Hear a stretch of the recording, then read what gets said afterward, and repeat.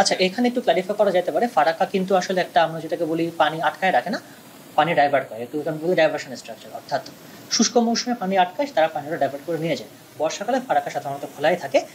অবশ্যই আমাদের কাছে এরকম কোনো তথ্য নাই, কিন্তু আমি যেটা বলছি বিজ্ঞান ভিত্তিক বইতে যেটা বলছি যে এই সময় সেগুলো খোলা থাকে। ফারাক্কা বাঁধ, যা ভারতের এক অন্যতম প্রধান বাঁধ।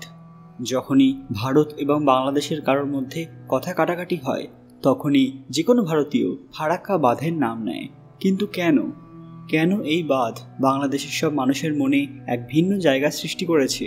সেটা ভয়েরই হোক কিংবা সংশয়ের। আর বর্তমানেও ঘটল এক এমন ঘটনা যা পুনরায় ভারত বাংলাদেশ সম্পর্ককে এক অন্য মাত্রায় নিয়ে যেতে পারে। ঠিক কী ঘটেছে জানলে আপনারাও চমকে উঠবেন।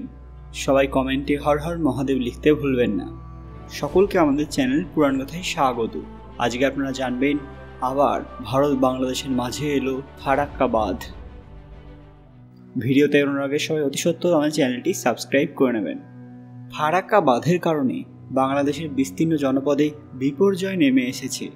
প্রতিবেশী দেশ ভারতের জল আগ্রাসনে এই দেশের অস্তিত্বকেই হুমকির মুখে ফেলে দেওয়া হয়েছে। বাংলাদেশ সীমান্ত থেকে প্রায় 18 কিলোমিটার উজানে ভারতের গঙ্গা নদীতে বিতর্কিত ফারাক্কা ব্যারেজ চালুর পর গত 4 দশকে এটি গঙ্গা অববাহিকায় ব্যাপক পরিবর্তন ঘটিয়ে চলেছে। এ সম্পর্কে আমরা অনেকটাই জানি, অথচ এই নদী এবং জলের সম্পদ কারোর একার সম্পদ নয়, যে চাইলেই নিজেরা ব্যবহার করবে এবং ন্যায্য অধিকার থাকা সত্ত্বেও অন্যকে বঞ্চিত করা হবে। বাংলাদেশের চলমান ভয়াবহ বন্যার মধ্যেই ফারাক্কা ব্যারেজের 109টি গেট খুলে দিয়েছে ভারত। ফলে একদিনেই বাংলাদেশে জল ঢুকেছে প্রায় 11 লক্ষ কিউসেক। বাঁধ খুলে দেওয়ায় বন্যার আশঙ্কাও তৈরি হয়েছিল বাংলাদেশের বেশ কয়েকটি জেলায়, যা এখনও রয়েছে।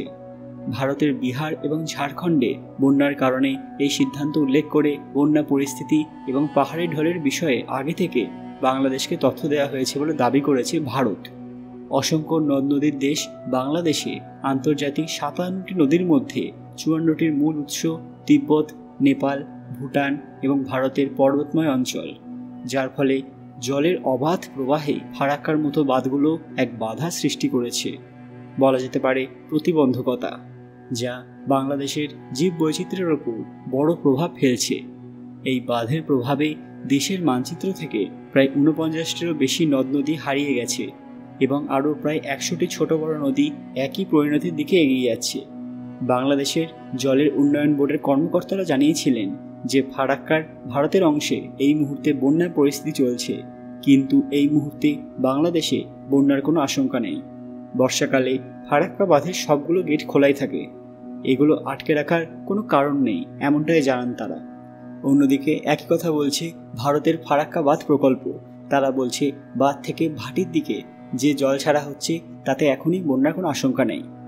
দেশের পূর্বাঞ্চলে গত কয়েকদিন ধরে যে আকস্মিক বন্যা দেখা যাচ্ছে, সে সময়ও সরকার বিভিন্ন পর্যায় থেকে ভারতের ডম্বুর বাঁধ খুলে দেওয়ার কারণে যে বন্যা হয়েছে এই নিয়ে সামাজিক যোগাযোগ মাধ্যমে ব্যাপক সমালোচনা হয়েছে। যদিও অনেকে দাবি করছেন যে ভারতের ফারাক্কা বাঁধের গেট খোলার সঙ্গে বন্যার কোনো সম্পর্ক নেই, তবে অনেকে এই কথা মানতে নারাজ। তাদের মতে এখন আবার রাজশাহী, চাঁপাইন, বাবগঞ্জ সহ বিভিন্ন জেলা বন্যার ঝুঁকিতে পড়বে।